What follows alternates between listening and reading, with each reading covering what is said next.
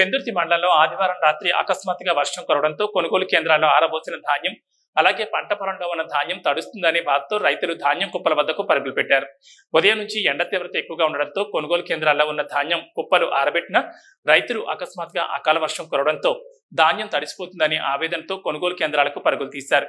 అకాల వర్షాలు ఉన్నందున లారీలు రావడం లేదని, అలాగే మ్యాచర్ వచ్చిన వడ్లను తొందరగా తూకం వేసి వేగవంతం చేసి రైతులు నష్టపోకుండా చూడాలని కోరారు.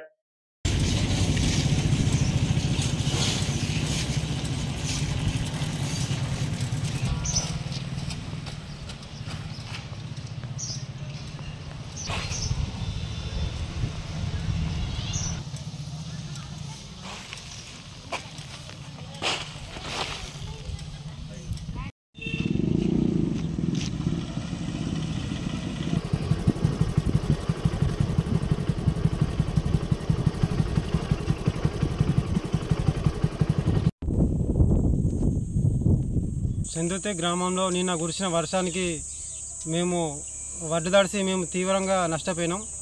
మరి వడ్లు మ్యాచర్ వచ్చి దాదాపుగా నెల రోజులు అవుతుంది. నెల రోజుల నుంచి కూడా ఈ కొనుగోళ్ళు అనేవి తొందరగా చేస్తలేరు. ఇప్పుడు జోకిన వడ్లు కూడా సంచులు కూడా తడిసిపోయినాయి. మరి ఇప్పటికైనా అధికారులు స్పందించి కొనుగోలు వేగవంతం చేయాలని కోరుకుంటున్నాం.